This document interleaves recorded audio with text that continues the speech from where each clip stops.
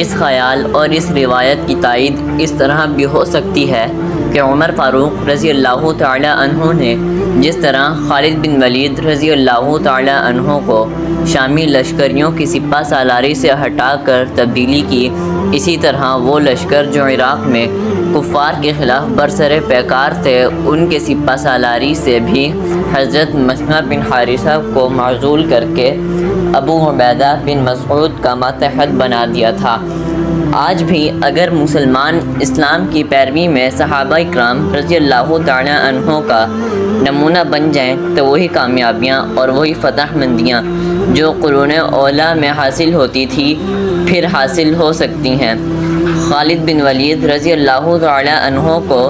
شامی لشکریوں کی سپہ سالاری سے ہٹا کر فاروق اعظم رضی اللہ تعالی عنہ نے خلیفہ بننے کے بعد پہلا کام سر انجام دیا تھا۔ دوسرا کام فاروق اعظم رضی اللہ تعالی عنہ کا یہ تھا کہ انہوں نے عراق کے سپہ سالاری میں بھی تبدیلی کی اور ابو عبیدہ بن مسعود کو ایک خاصے بڑے لشکر کے ساتھ عراق کی طرف روانہ کیا اور ان کو عراق کے تمام اسلامی حساس کا سپہ سالار اعلیٰ مقرر کیا۔ ابو عبیدہ بن مسعود کو روانہ کرنے کے بعد عمر فاروق رضی اللہ تعالی عنہ نے خلیفہ بننے کے بعد جو تیسرا کام کیا وہ یہ تھا کہ انہوں نے ایک صحابی یعلا بن امیہ رضی اللہ تعالی عنہ کو یمن کی طرف روانہ کیا تاکہ حضور صلی اللہ علیہ وآلہ وسلم کی اس آخری وصیت کو پورا کریں جس کے تحت حضور صلی اللہ علیہ وآلہ وسلم نے فرمایا تھا کہ عرب کی سرزمین میں مسلمانوں کے سوا کوئی یہودی اور کوئی نصارہ نہ رہنے پائے، کیونکہ مسلمان حضرت ابو بکر صدیق رضی اللہ تعالی عنہ کے خلافت کے سوا 2 سال دوسرے بہت سے امور کی انجام دہی میں مصروف رہے تھے، لہٰذا اس بنا پر حضور صلی اللہ علیہ وآلہ وسلم کی اس وصیت کو پورا کرنے کا موقع نہ مل سکا تھا۔ عمر فاروق رضی اللہ تعالی عنہ نے حضور صلی اللہ علیہ وآلہ وسلم کی اس وصیت کو پورا کرنے کے لیے یعلا بن امیہ کو حکم دیا، یمن کی طرف روانہ ہو جاؤ، نجران کے عیسائیوں سے کہہ دو کہ تم اس ملک کو چھوڑ دو، ہم تم کو حدود عرب سے باہر شام کی سرزمین میں تمہاری ان زمینوں سے زیادہ زرخیز زمینیں اور ان زمینوں سے زیادہ وسیع زمینیں دیتے ہیں،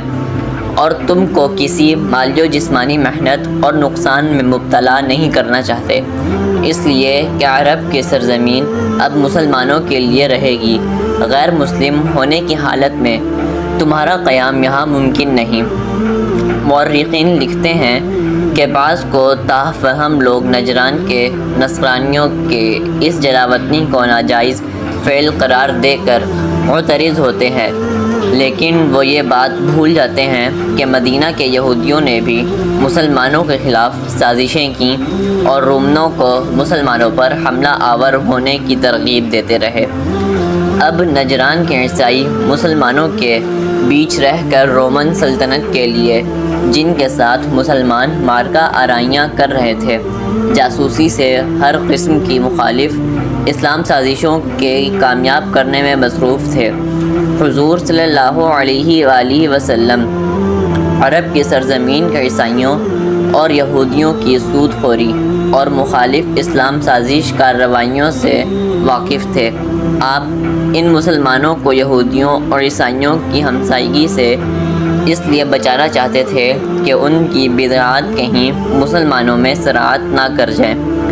اس لیے آپ رضی اللہ تعالی عنہ نے نجران کے عیسائیوں کے ساتھ جب عہد نامہ کیا تھا تو اس میں ایک شرط یہ بھی تھی کہ عیسائی سود خوری کی عادت کو ترک کر دیں گے، اور اسی وجہ سے آپ نے نصیحت فرمائی حتیٰ کہ عرب کی سرزمین میں یہودی اور عیسائی نہ رہنے پائیں۔ نجران کے عیسائیوں نے رومنوں کے شہنشاہ ہرکولیس کے ساتھ ہمدردانہ طرز عمل اختیار کر کے اور سود خوری کو ترک نہ کر کے ایک طرح سے اپنے آپ کو خود ہی اس سلوک کا مستحق بنا لیا تھا کہ ان کو ملک عرب سے جلا وطن کر دیا جائے۔ جو لوگ نجران سے نصرانیوں کی جلا وطنی پر اعتراض کرتے ہیں ان کو یہ بھی سوچنا ہوگا کہ بعد کی صدیوں میں مختلف حکومتوں، مختلف ملکوں اور مختلف حکمرانوں نے کئی مواقع پر یہودیوں کو مختلف جگہوں، شہروں اور مقامات سے جلا وطن کیا تھا۔ حضرت عمر فاروق رضی اللہ تعالی عنہ کی بقیہ زندگی کے احوال ہم آپ سے اگلی قسط میں بیان کریں گے۔ شکریہ۔